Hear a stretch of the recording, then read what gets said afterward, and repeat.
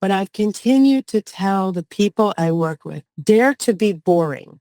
Say it again, say it again, say it again. Because it takes people repetition to really absorb the message. The great thing about communications is it gives you a license within a company to ask any question you want. Be curious about the company. Be curious about the people who run it.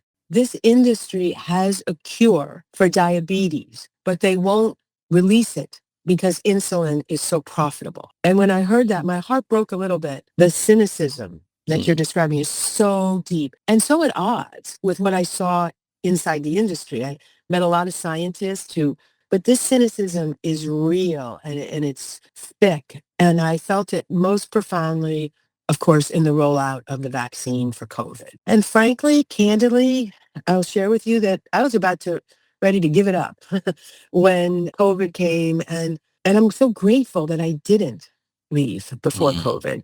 This green hushing will come around to bite people. Science works best when it is as far away from politics as it can possibly be. I want my legacy to be that I showed up in a way that was helpful, that was productive, that was curious and engaged. I want to leave the campsite better than I found it.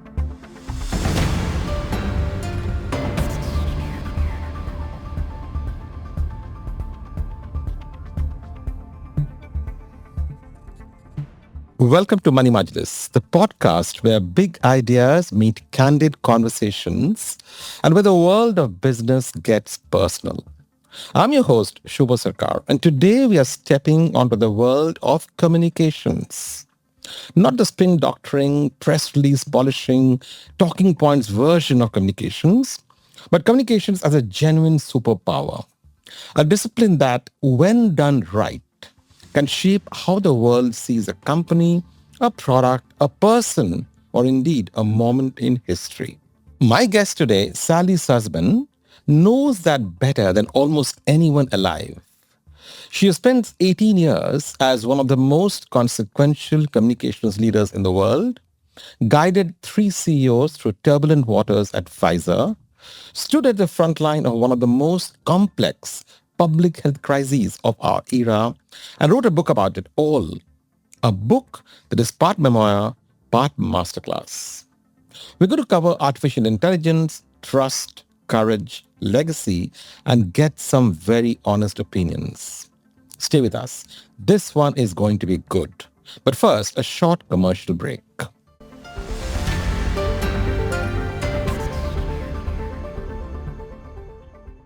Fab Business Banking presents Money Majlis, a podcast shaping conversations on banking, finance, technology, and marketing. Visit bankfab.com to learn more.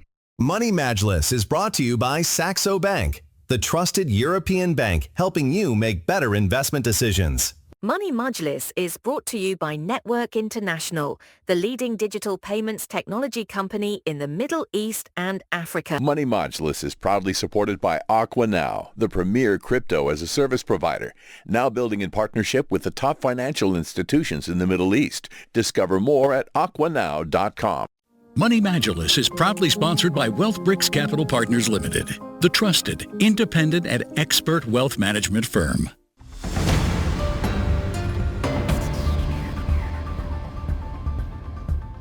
My guest today is Sally Susman. For 18 years, Sally served as a Chief Corporate Affairs Officer at Pfizer, one of the most watched, most scrutinized, and most consequential companies on the planet. During her tenure, Sally oversaw communications through 3 CEO transitions, a landmark proxy battle, a global pandemic, and the most high-stakes vaccine launch in modern history. Forbes named her as one of the world's most influential CMOs for her role in combating COVID vaccine misinformation. No small thing. But Sally is not just an executive. She's a thinker, a writer, and an advocate. Before Pfizer, Sally held senior communications roles at American Express and Estée Lauder. Earlier in her career, she served in the Bill Clinton administration in the White House. She is a member of the Council on Foreign Relations, an Aspen Institute Act III Leadership and Legacy Laureate, and a board director at UL Solutions, FGS Global, and Flutter Entertainment.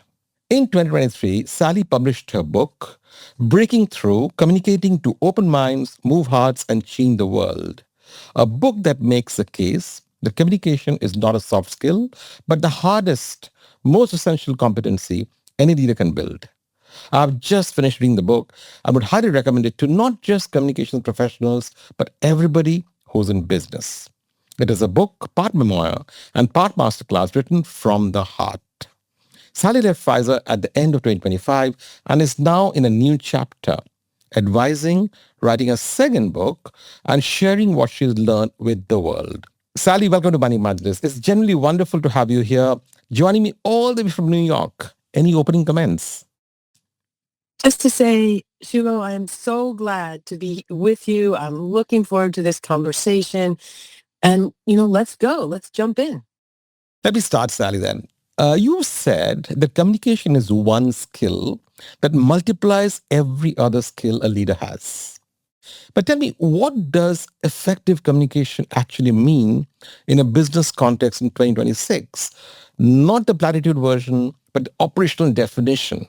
Because most leaders, I believe, think that they communicate well. Most organizations would, however, disagree. Where exactly is that gap? And why is it so persistent? That's an excellent question.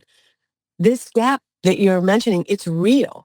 I've sat with so many CEOs and leaders and political leaders who think they've communicated this. It's clear. And leaders, by definition, tend to be impatient people. They have big ideas, they're in a hurry, they move quickly. And on the other hand, as you've noted, crowds take time to absorb information. They tend to sometimes be passive or even cynical in receiving information. I've seen this in town halls within companies where the leader gets up and says I've been in many town halls where I've seen people on stage, they have their talking points and they move through it and they want to move on because their mind is going to the next thing. But I've continued to tell the people I work with, dare to be boring. Mm-hmm. Say it again, say it again, say it again. Because it takes people repetition to really absorb the message. Of course, these CEOs, they don't like to hear that. Mm-hmm. But it was my job to tell them. Mm-hmm. Sally, the title of your bestseller book very aptly is called Breaking Through. You argue that communications is not a soft skill, but what you call, quote unquote, a rock hard competency. Now, McKinsey's 2025 research backs you up. Companies that invest in communications more than double their odds of successful strategy execution, and growth outperformers are 80% more likely to communicate the strategy consistently, the kind of stuff we just talked about. Given all that evidence, why do you think it still takes so long for boards to truly treat the chief corporate officer as a strategic peer rather than a very articulate support function? I have a few things I'd like to say about this question. It touches so many nerves within me. The first is I've had the honor and the privilege over 3 companies, Suvo, American Express, Estée Lauder, Pfizer, to work with a total of 9 CEOs. Mm-hmm. And they're all wonderful people, as you know, because you talk to them. You don't become CEO by luck. You get there because you're smart, you're hardworking, you're dedicated, you've had achievements. But of those 9, 3 were true game changers. These were people who shifted the paradigm of their sector. One is Ken Chenault from American Express, mm-hmm. financial services leader. Yep. The second was Leonard Lauder from the Estée Lauder companies, who really transformed it from a small business to a multi-billion-dollar global enterprise. And the third is my most recent boss, Albert Bourla, the CEO of Pfizer, who led the company through the pandemic. What made those 3 different from the rest? And for me, I was there. I can tell you it was because they valued communications as much as any other function, as much as finance, sales, inventory management, human resources, legal. And they gave it time, they gave it resources, and they are my proof positive. I'm glad McKinsey agrees, but these guys are my proof positive that investing in this and seeing it as the rock hard competency and not a soft skill is the most important thing a leader can do to amplify their impact. Now, to get to your question, why does this persist, that it sort of gets downgraded? I'd like to argue that it is changing. Since I left my corporate career, I've joined 3 boards. 2 are public company boards, and they recruited me because these leaders, one at UL Solutions, an applied safety science company, the other at Flutter Entertainment, a global entertainment tech company. These boards of directors, chairmen and leaders said, hey, we need this skill set. We want to have someone in the boardroom with expertise in communications, in public affairs, in government relations. And to me, that's a clear indication that maybe slowly but surely this mindset is changing. Mm-hmm. You talked about CEOs there, Sally. You managed 3 CEO transitions in just Pfizer, from Jeff Kindler to Ian Reid to Albert Bourla. Each of those is a moment of enormous institutional fragility, I presume. Communications priorities reset, relationships shift, and I imagine everything is up for renegotiation. What does that experience teach you, Sally, about the relationship between a chief communications officer, a CCO, and a CEO? And how does that partnership work? Another fascinating question. And you're right. When a company has a change at the very top, it's an incredibly charged moment. It can be emotional. Some people might be sad to see a leader depart. Investors may have anxiety to not know which way is the company going to go.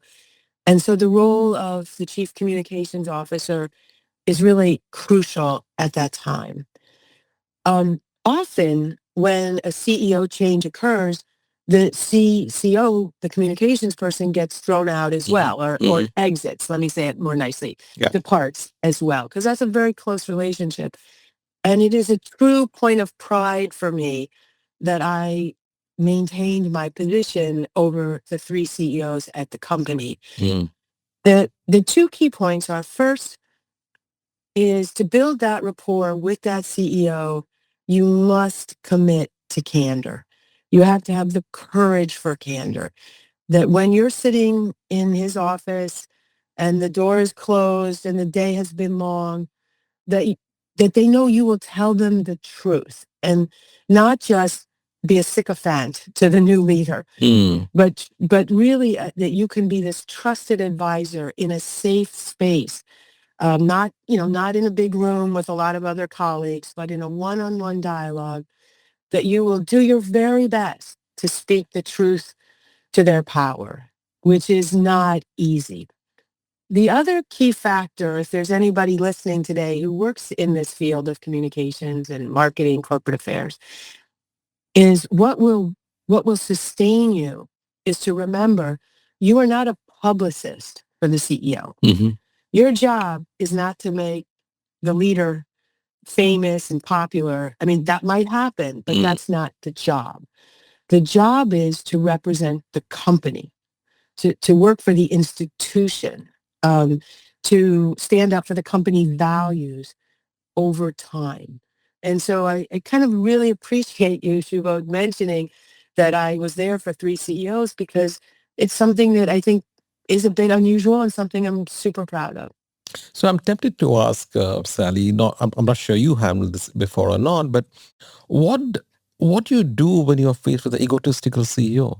I'm sure you've seen a few in your company, other companies, right? Or egotistical presidents. What do you do with them? There's no such thing as a president or CEO who doesn't have a very healthy ego. Okay. You don't get there if you're a modest person. I try to ride the wave of that ego, to use that ego for the benefit of the company. Because alongside that ego, usually fine, comes a tremendous reservoir of strength, a large, healthy amount of, energy that they bring to the job. And so there's no talking them out of an ego, okay? But there is harnessing it for the benefit of the company. And I try very hard to secure opportunities, whether it's going on a television show, or, a podcast like we're doing today.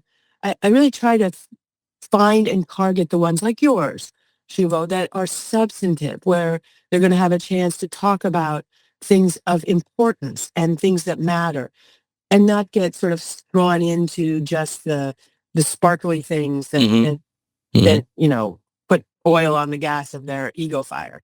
Yeah, yeah. Just coming closer home to where I am, Sally, in the Gulf and the broader Middle East, corporate affairs is still often bundled under marketing or government affairs, government relations. The CCO as an independent board-level strategic function is still nascent here. If you're advising a communications leader in this region trying to build a case from scratch, what's the first thing you'll ask them to do? Sure. And the situation you describe in your region is how it was here in the United States many years ago. When I first started working in the field in the early 1990s, communications was maybe tucked under marketing or government relations under the legal department. And what I saw here during the course of my career is two trends changed everything.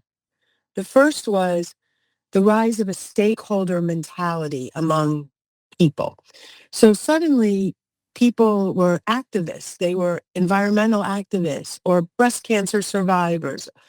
They were unions, and people had identity politics, and they wanted to bring that energy and that demand to companies and get the companies to engage with them.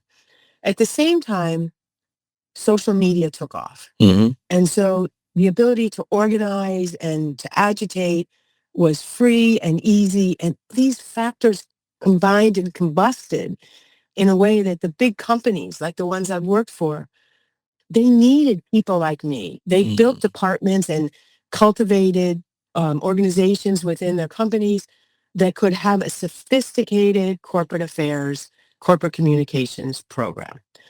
Now, in the regions and places in the world where that has not yet happened and people are just getting started, I would suggest they ask themselves a fundamental question. How do I build this business? Okay? Because communications doesn't exist as something over here, off the agenda. And I've seen sometimes people pursue programs that seem trivial or not rooted in the core of the business. So I would ask myself, how can I grow this business? And which of these leaders needs my help and advice?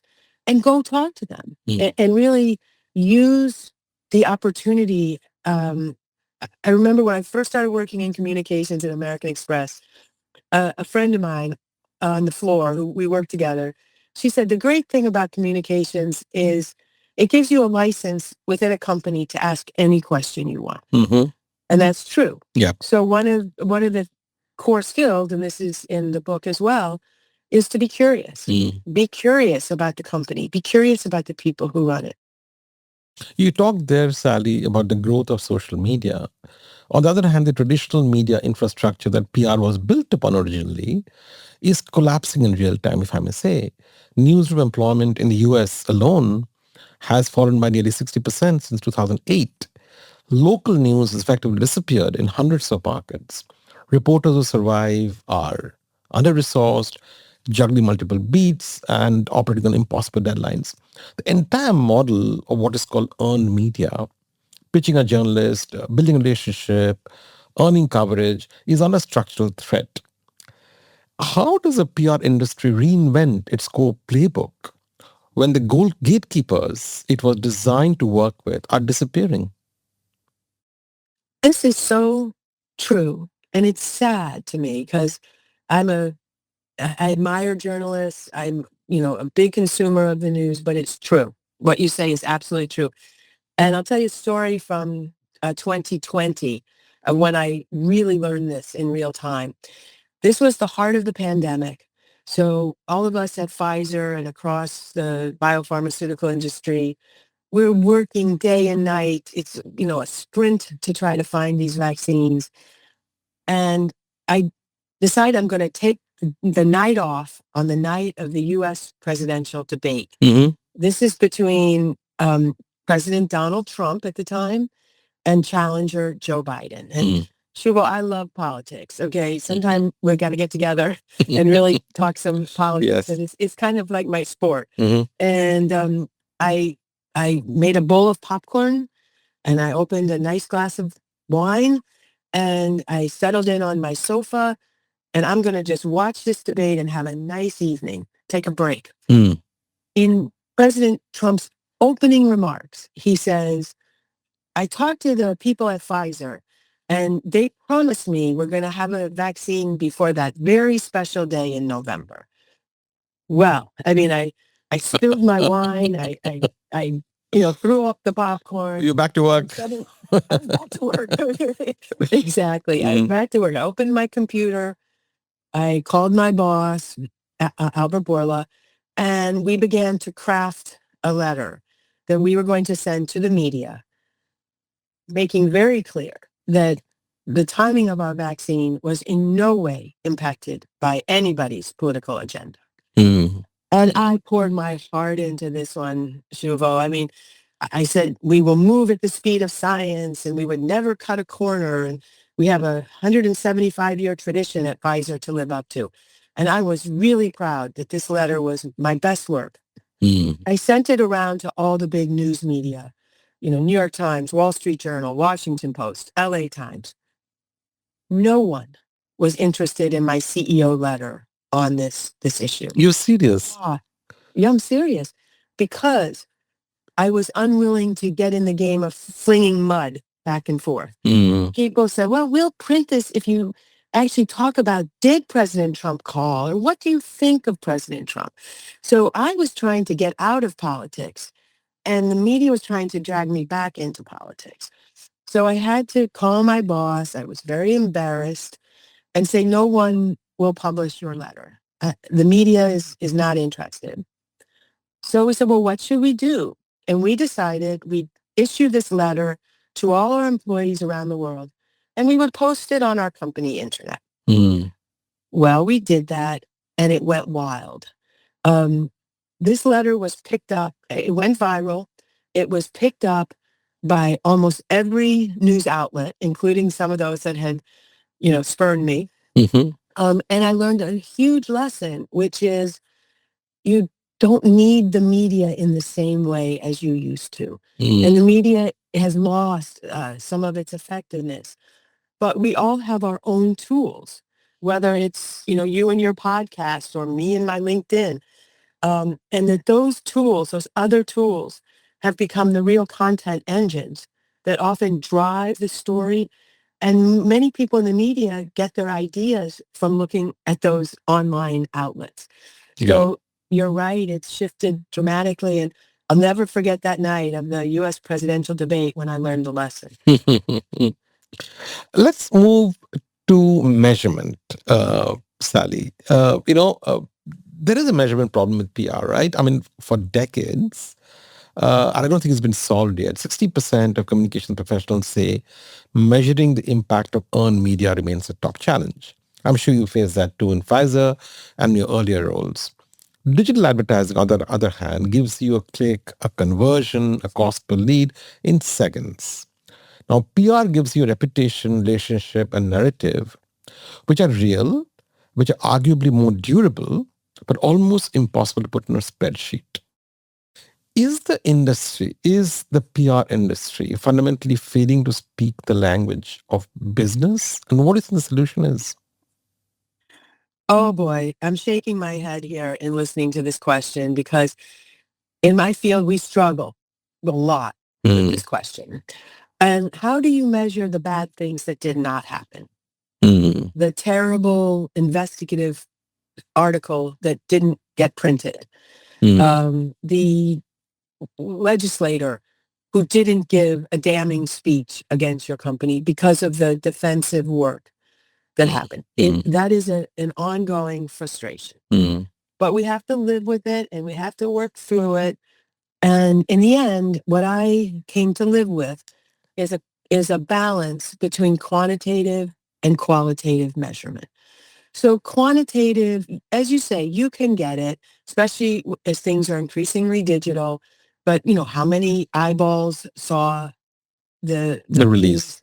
Was the impression positive or negative as it was written? What kind of followership was on the podcast? There certainly are quantitative tools that we use that are getting better over time. But I strongly believe, and in my experience, that needs to be augmented by qualitative feedback. And so I tried to be methodical, where twice a year I would sit with the executives in my company in, a very thoughtful way with prepared questions sent in advance, asking them how they feel about the support they're given, whether they sense the function is supporting their business goals, if there are things we can do better. And sometimes people avoid those conversations because they're not always easy. And sometimes you hear things that are hard to hear. I certainly have. But if you have the courage to really sit down with your internal clients, because that's essentially what they are, although I like to think of them as business partners. But if you can kind of get into this services mentality, remembering that your initial question is, how can I help? What does the business need? Taking the time to do that and then feeding it back to the group so that they know they've been heard is a nice way to balance and sort of bring to life the quantitative findings. Connected question, Sally. Given the recent SEC decision to remove quarterly reporting requirements for Wall Street, is that a good thing or a bad thing for the PR industry? Well, I think it's a good thing in my mind for the business community because I strongly support having longer term goals, not suffering from quarteritis, as they call it, having to meet the number every quarter, which I'm not saying it always does, but it can create short-term thinking over long-term planning. And then I would follow up, Suvo, to say anything that's good for the business is good for the communications function. Because again, remember, they're together, they're entwined. You can't have one without the other. Well put. Let's move to trust now. It's such an important part of your profession. If I look at the 2025 Edelman Trust Parameter, it is generally alarming for any communicator. 68% of people globally now say that they distrust business leaders. I was doing the research for this podcast. I was quite shocked by this number. Apparently it's up 12 points in a single year, 2025. The 2026 barometer goes further. Trust is becoming hyper-local, built within small communities and creator networks rather than institutions. Now tell me, when the default position of your audience is suspicion, not skepticism, but active distrust, does the entire framework for breaking through need to be rebuilt from the ground up? This question speaks so directly to my 18 years in the biopharmaceutical industry. Early on, I sat in on a focus group. I was behind the glass, so I was watching and listening, observing a group. And someone said, this industry has a cure for diabetes, but they won't release it because insulin is so profitable. And when I heard that, my heart broke a little bit because, first of all, my company didn't make or sell insulin, so it wasn't personal, but it was profound in terms of the cynicism that you're describing is so deep and so at odds with what I saw inside the industry. I met a lot of scientists who worked at the bench for their whole career and were committed to human health. But this cynicism is real and it's thick.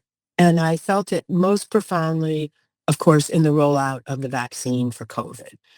And it was a scary time in the world. People, I mean, you'll remember, I remember, we were uncertain. We were worried for our loved ones. We didn't know the future. And we had developed this vaccine in record time.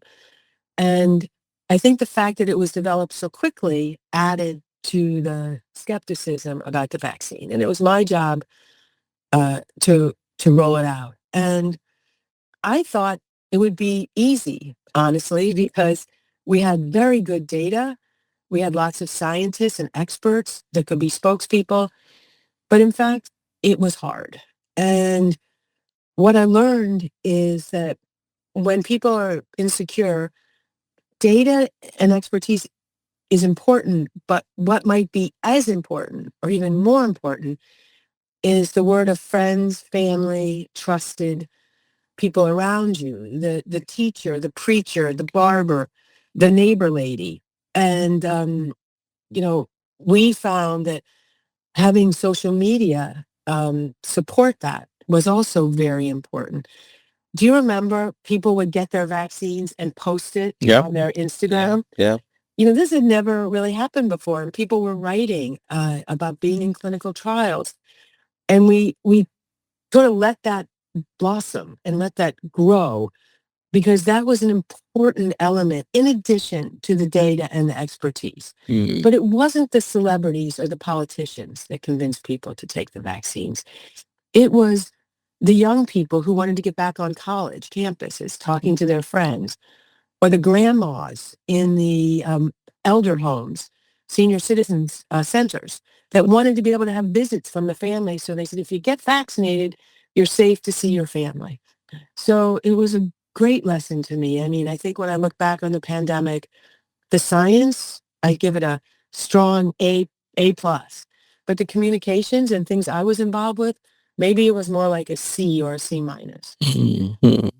In your book, Breaking Through, you write about opening minds and moving hearts. But if you look at the Edelman data, it seems that for a significant portion of the population, those minds may be genuinely closed, not persuadable, not reachable through better messaging or smarter storytelling. Have you encountered that wall, and what do you do when you hit it? I know there are a few examples, very good examples in your book. Can you talk us through a few of those? This is a very interesting point. On most divisive issues, and let's take how you feel about the pharmaceutical industry as one example. There's a percentage, 10, 15%, who love us. They feel that we saved their lives. They believe in science. They're excited for what might be the next treatment or cure on the horizon. They're all in. Excuse me. At the other end of the spectrum, there's a usually somewhat equal number of people who despise us, who distrust us, who don't believe a word that we say. And in fact, I even heard people say that they thought that the industry created COVID in order to make money. I mean, that's how rough it got.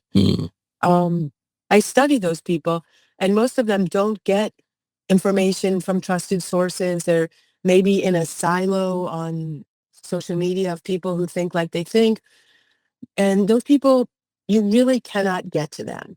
But the game, as described by how you talked about it, is what I like to call the movable middle. These are people who rarely even think about the industry. What are they thinking about? How do I get my kids to school on time? Did I pay my bills? Maybe I have a problem with my boss. They're thinking about their daily lives.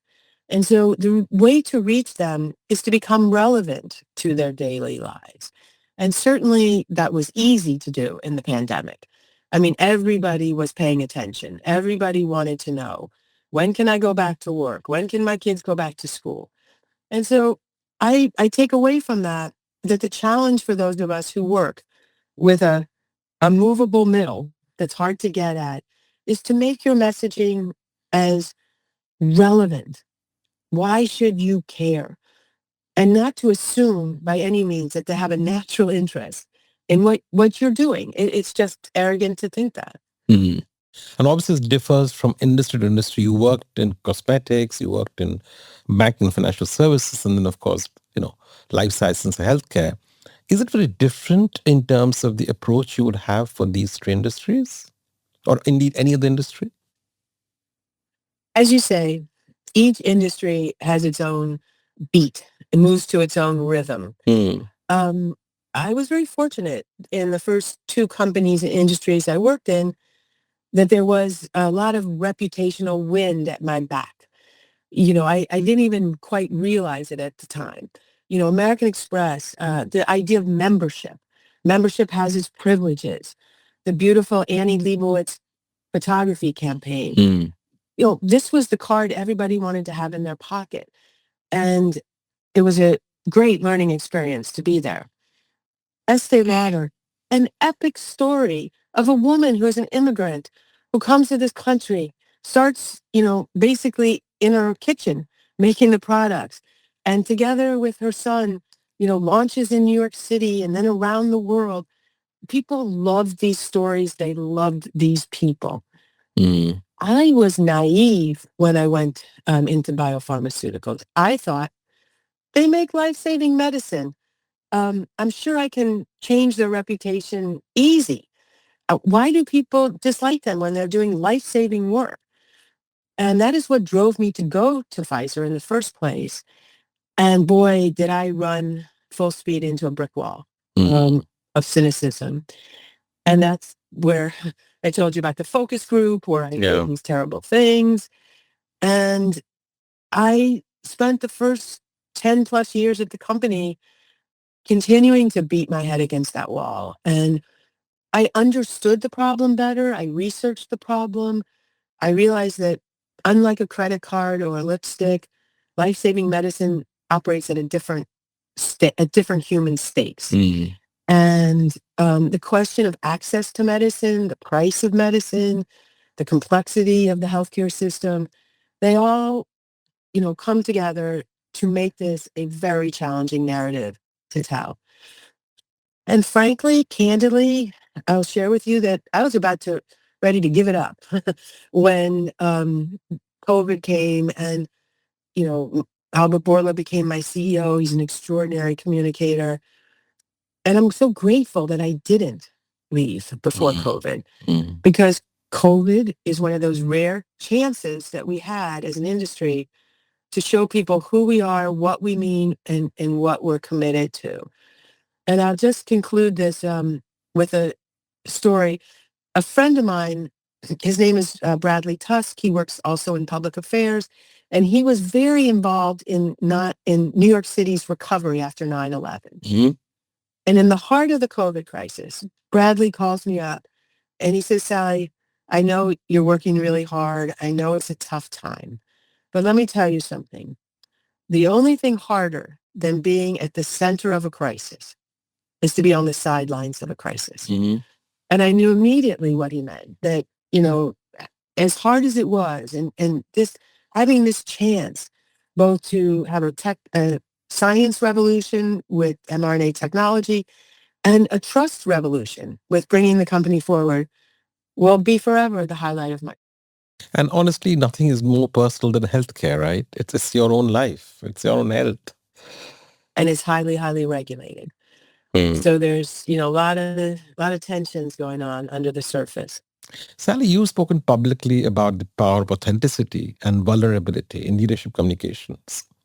But here's the tension. Authenticity has now become so strategically weaponized and so carefully performed that many audiences now see it as just another tactic. How do you communicate authentically in a world that has learned to see through authentic communication? In fact, in your book, you cite the examples of tennis star Naomi Osaka's endorsement deal for the salad company Sweet Green. And you also talk about, the PwC's response to their embarrassment of announcing the wrong Best Picture in the Oscar Awards, I think it was 2017 Oscar Awards ceremony. Tell us more a bit about authenticity and vulnerability. You're right. I mean, authenticity has become somewhat performative in certain ways. But I believe you know when you or someone else is being authentic in your gut. You can feel it. It's like that famous saying about pornography that the Supreme Court justice said, I can't define it, but I know it when I see it. Yeah. I think the same is true of authenticity. Yeah. For me, when I'm being truly, deeply authentic, I feel like my heart is in my throat. It's pounding and palpitating, and it's a little bit scary to be authentic. As I write about in my book, probably the most difficult conversation I ever had in my life was when in my early 20s, I came out to my parents, and it was really tough. And there were many hard and difficult years that followed that. It was also the single most important conversation I've ever had with my family. Absolutely. It led to a closer, more intimate relationship with my parents and my brother.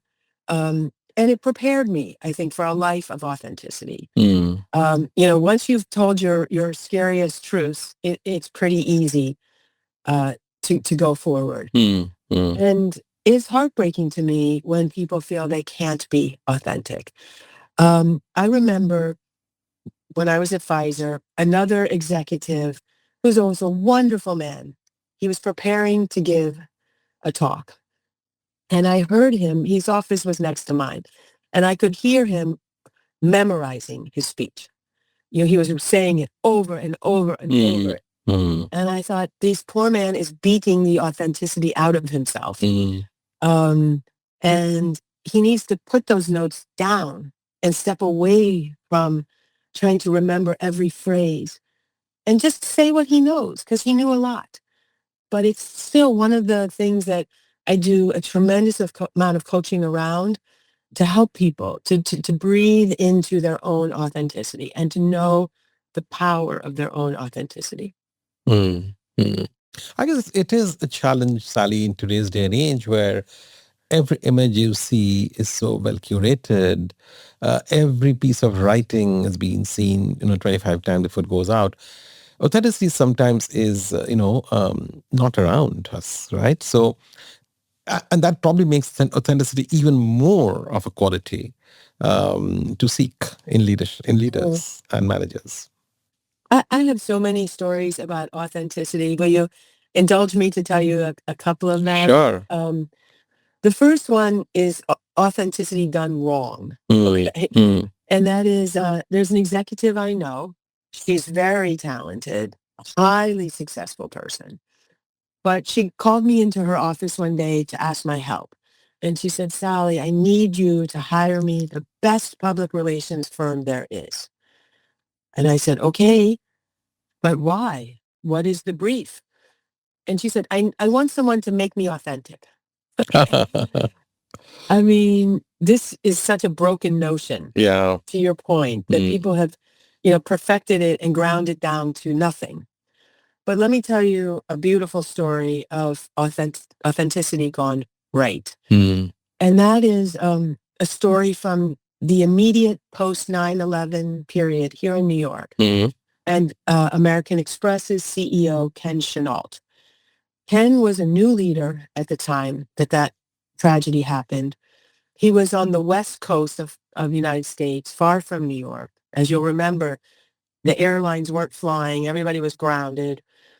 And Ken had a leader's instinct, and he knew he had to get back to New York. And so he drove cross country to get back to New York. He also had an instinct that we needed to get our people together. And the American Express headquarters right next door to World Trade Towers. So, our building was damaged. The area was locked down. Some people from the company had died as they were commuting into work that day. There was no way we could get into our headquarters.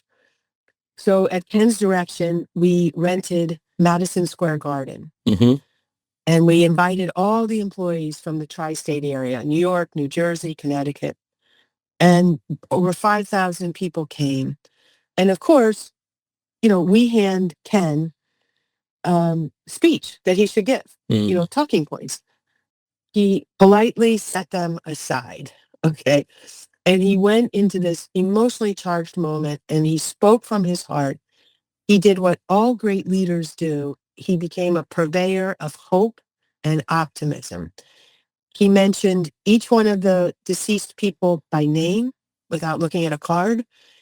And he waded into the audience and he said, American Express's best days are ahead of us. And I'll never forget it. It still gives me chills to think about it because it was the most profound visual and oral display of a man being authentic at a critical moment. And so, it really has to do with setting aside the prepared remarks and speaking from the heart. Yeah, talk about speaking. Let me move to a topic about speaking versus staying silent, which is the dilemma CEOs have today on activism. You wrote a 5-question framework for the Harvard Business Review to help CEOs decide whether and how to weigh in on social and political issues. The first question you ask is whether the issue is central to the company's business. But the landscape, Sally, has shifted dramatically since then. In the current US environment, specifically, speaking on DEI, climate, or even basic scientific consensus can trigger regulatory retaliation, political attacks, and boycott campaigns. We're seeing that every day. Has the calculus of your framework changed, or do the same principles still hold? Let's talk for a minute about the framework, and then let's talk about it in today's context. Yeah.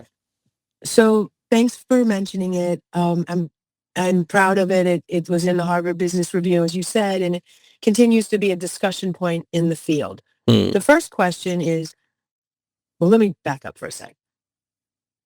Most big companies are highly metric driven, as you know, and certainly Pfizer is. Pfizer has a metric for whether a compound should move down the pipeline or whether a investment had a good ROI. But when it came to this question, Suvo, that you're asking, should you speak out on this issue? We didn't have a metric. And I think people thought, well, it's whatever Sally thinks. And that is not a metric that I want to live by.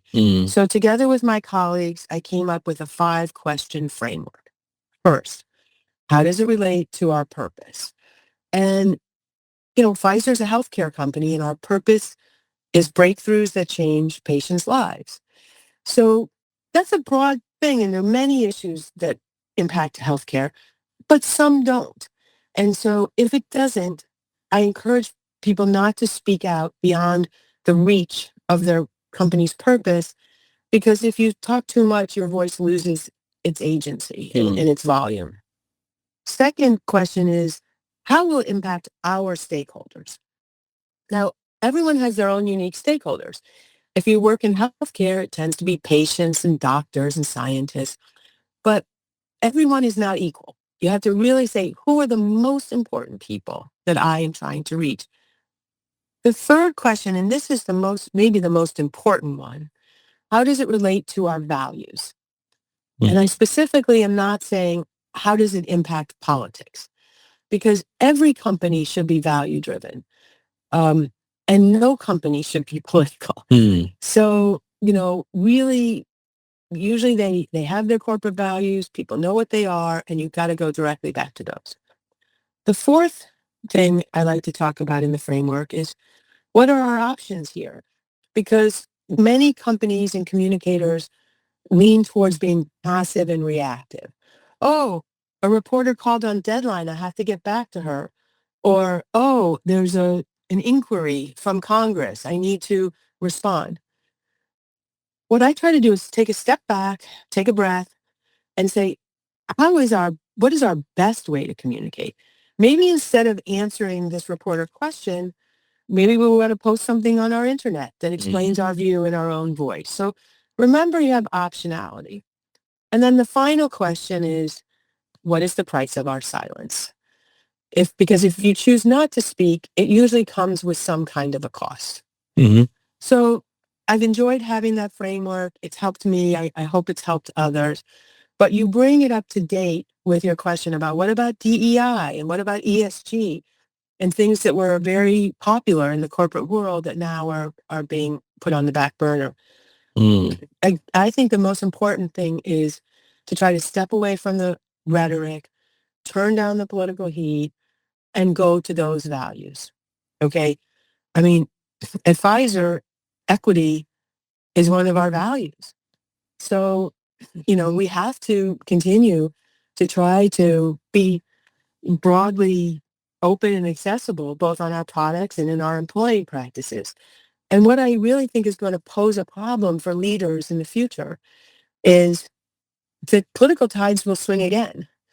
And if you then suddenly come roaring back with, big programs on DEI, DEI and ESG, I don't know how your employees won't have sort of whiplash from this. And I believe a steady course is the best way to navigate these difficult waters. You talked about ESG there, Sally, and I was reading a conference board report which suggests that 94% of S&P 100 companies have dropped the word ESG from the report titles. 94%.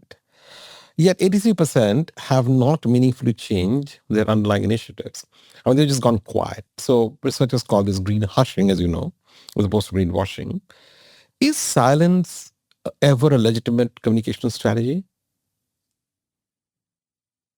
I believe that this green hushing will come around to bite people, because if you're just changing your language or your headlines but not changing anything else, it seems transparently disingenuous to me. And employees are by and large pretty smart people, and they care about the places where they work, and they watch their leaders very closely. And again, I argue to try to avoid these vast pendulum swings from being, maybe we were too all in at one point on ESG and DEI. And I know there was a view that, the shareholder shouldn't be completely forgotten in the mix of these new stakeholders. But now we swung all the way the other way. And these swings are disruptive to employees, and I think undermine the credibility of companies over the long haul. Please know, I'm not saying to be tone deaf to the times or anything like that. I'm advocating for avoiding the big swings. And talking of swings, Pfizer was probably one of the most politically targeted companies of the last 5 years. COVID, vaccines, pricing, your CEO, Albert Bourla's visibility. How did you protect the integrity of scientific communication while the company was simultaneously in the crosshairs of deeply partisan political forces? And looking back, is there anything, Sally, you would have done differently? Wow, that's an important and complex question. One of the first things I was ever told when I started working at Pfizer is don't hype the pipe. And what that means is you don't spin the science, okay? And I think myself and everyone I know in the industry takes that very much to heart, that, the scientific information, the data is sacred, and frankly, best discussed by people in leadership in the science elements of the company that understand it best.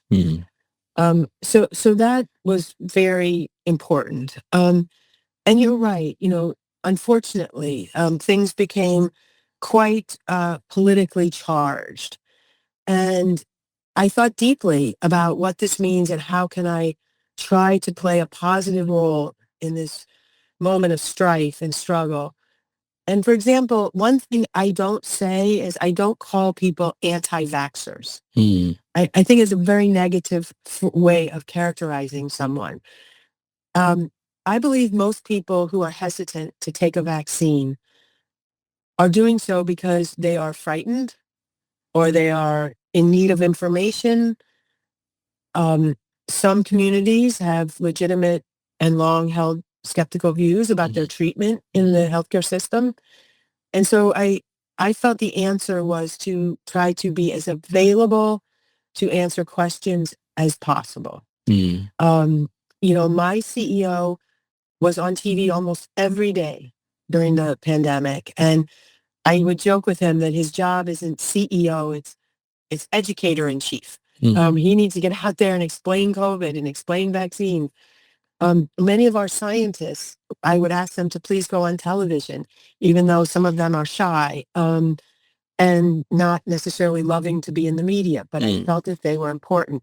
And I myself got out of the bunker of defensive and started going more proactively out to talk to the public.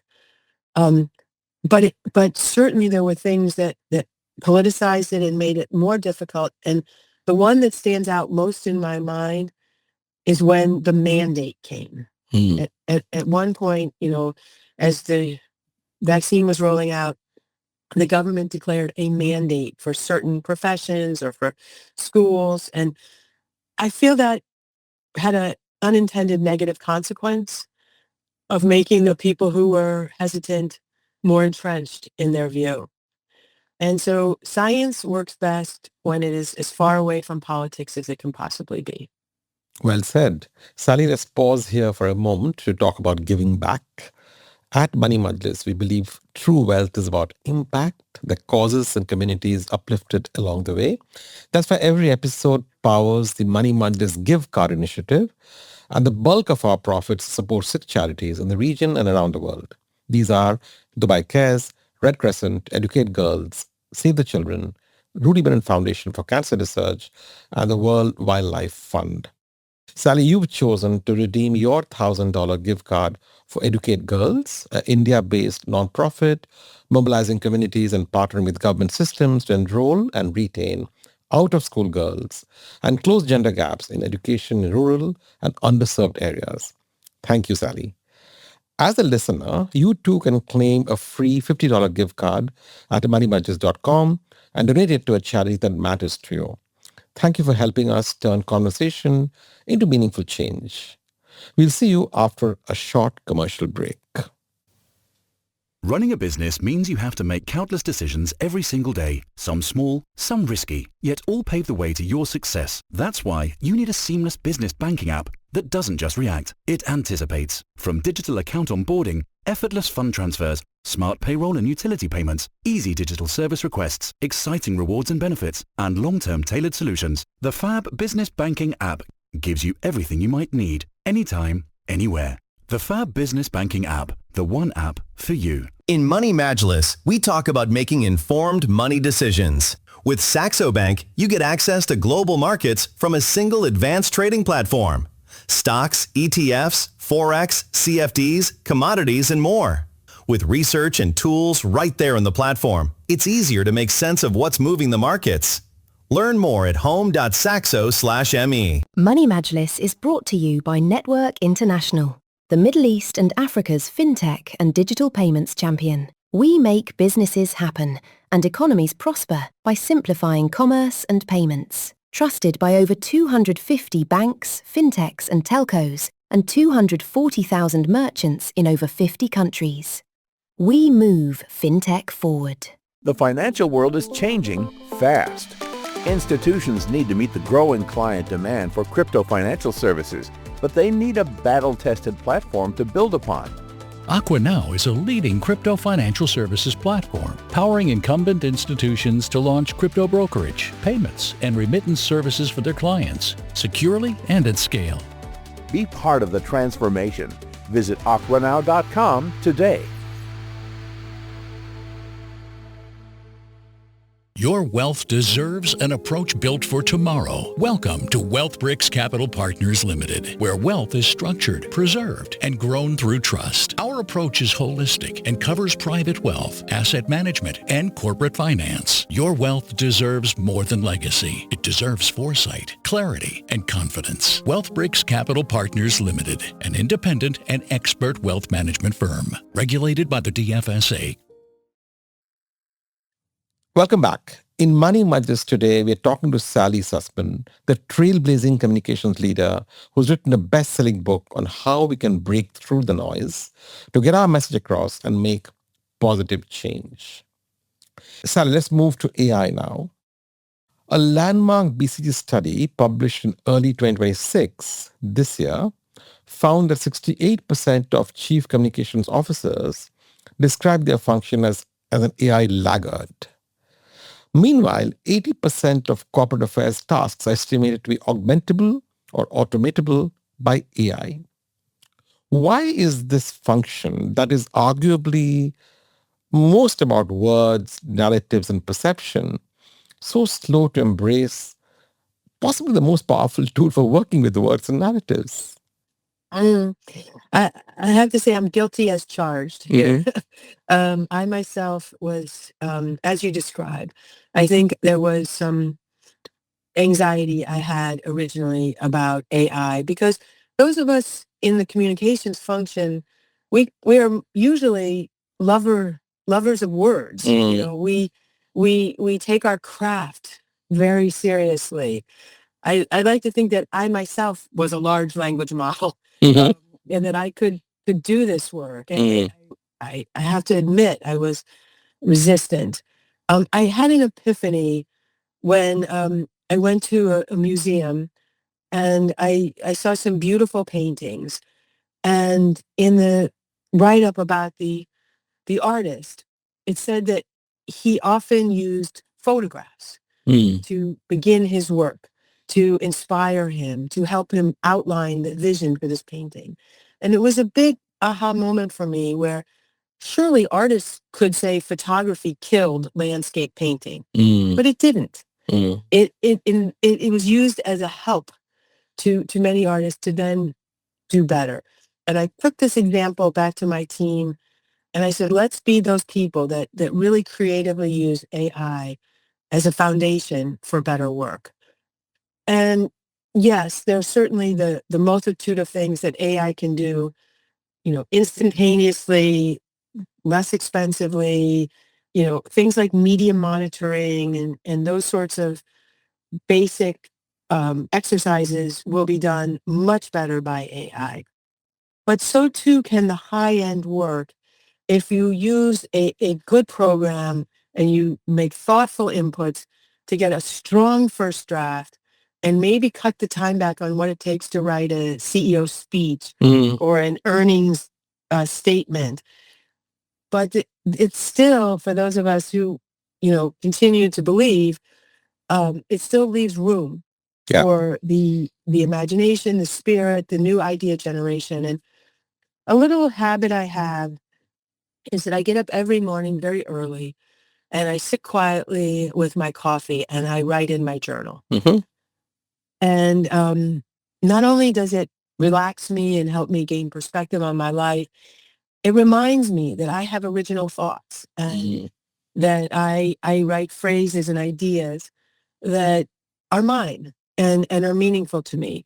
So it is not easy for this function to naturally absorb AI, but we're making enormous strides and people are developing systems where the models have approved materials, so it's safe for everyone in the company to use. You know, we're experimenting with how this can help provide better, faster information to our clients. And we are coming around. And I think ultimately AI will be an incredibly positive tool for the function. I mean, in your book, Breaking Through, Sally, you talk a lot about human connection, your concept of pitch, the power of humor, the importance of genuine emotion. I'm sure there are many parts that AI can generally never replicate. There's some parts you talked about which AI will take over quite easily. But I'm sure the human connection part is something that still requires humans to do. I've seen some information where patients or healthcare providers, caregivers really appreciated the information they got from an AI agent, that it was empathetic, that it was really helpful. And that was interesting. And I thought, wow, that's a new way in which AI can provide valuable support and information to people, and particularly patients and caregivers. But I also know that there's a huge power of sitting with someone and having a cup of tea. And maybe it's a bit in the Majlis mindset as well, Right. that I still make a huge effort to meet with people in person. I do it daily. And it might be someone who is seeking some advice or someone who's sharing a perspective from having just traveled. It's not always hardcore business, Suvo. It's often human connection.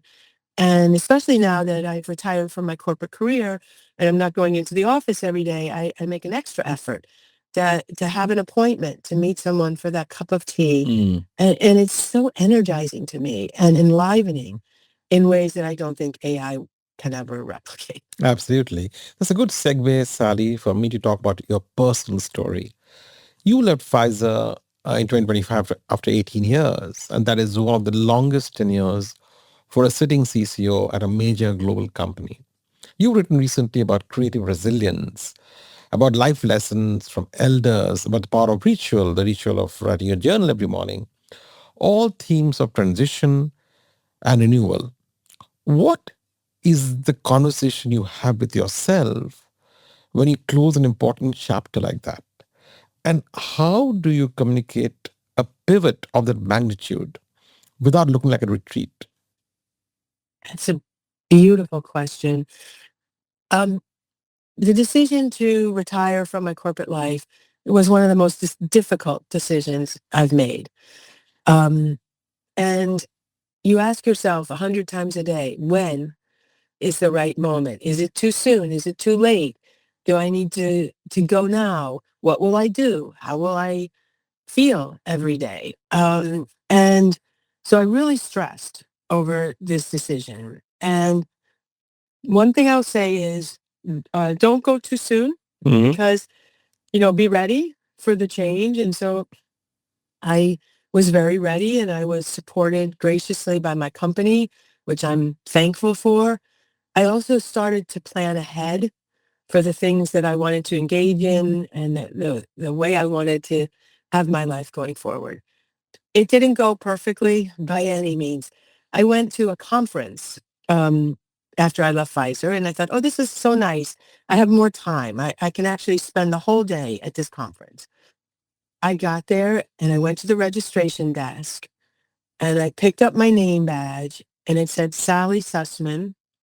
Under it, Sally Susman, formerly Pfizer. And my heart just sank. I thought, well, first, I guess they have to repeat my name for emphasis because, I have nothing else. I don't have a title anymore. And formerly, it just felt like people were looking at me in some kind of a rear view mirror. So I thought deeply about how will I identify going forward? How will I introduce myself at a dinner party? And I came up with that I am an advisor to businesses. I'm an advocate for people and causes I care about. And I'm an author working on my second book. And I went to another conference about a month later, and it said Sally Susman, advisor, advocate, author. And I said, yes, that's it. I found a new handle for myself. It's a triple A rating as well, right? Yeah, so that's a little bit of marketing there, but it's a big change. It's a really big change, and I wouldn't underestimate it or undersell it to anyone who's thinking about it. But I feel that I'm on a good path and really very energized about it. Excellent. You just talked about your second book there, Sally. What's the question your first book didn't fully answer that you answered in your second book? It's not that I didn't answer a question. It's that I changed the topic. I changed the subject matter. So, as you've been so kind to say, the first book is part memoir, part business book about leadership, I think. I saw it clearly in the cauldron of the COVID crisis, but then I realized I'd seen it all my life and I wanted to talk about that. The question I'm asking now is just the one you just really said, which is, how do you think about this pivot? So I'm in the early stages. Please don't press me too much on what the next book is about because I'm just getting started. But again, I hope to combine my personal experience of going through this change with some of the really fascinating demographics that are happening for people in my cohort of baby boomers. Mm-hmm. Sally, you've had a front row seat to some of the most consequential communications moments of our era. COVID, the proxy battle, CEO transitions, political firestorms. If you had to name the one moment that changed how you think about what communication is actually for, not the tactics, not the strategy, but the purpose, what would it be? So I've mentioned two very prominent communications moments in my life.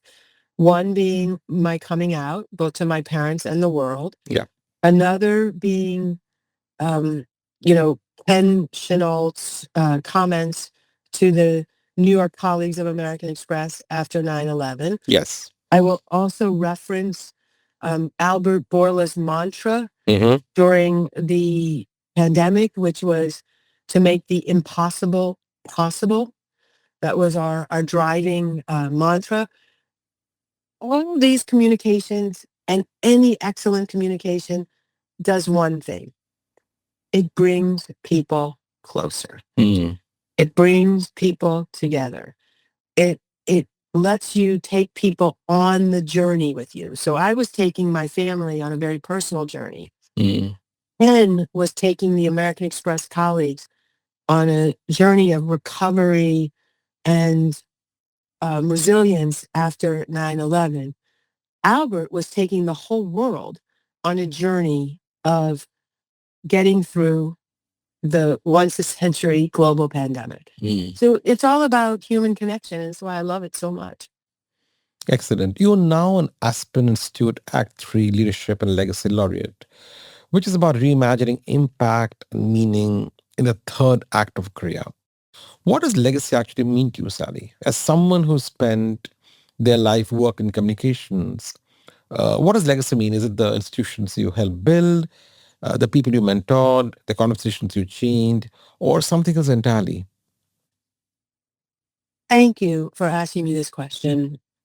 Legacy and where do you make your mark is something that, many leaders and many people think about. And for me, as I suspect for most people, sometimes that changes over time.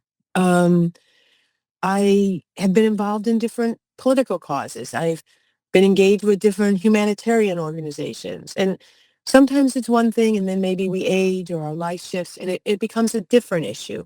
Like the various causes you support through your program here. It's not just one, it's many things. Yeah. But thanks to my Aspen Institute cohort and the deep discussions we've had as a group, I've come to think about legacy differently. And increasingly, it's less about the what I do and more about the how I do it. Because the what, it might, sound more like a singular thing. I'm going to try to save these people. I'm going to try to build this farm.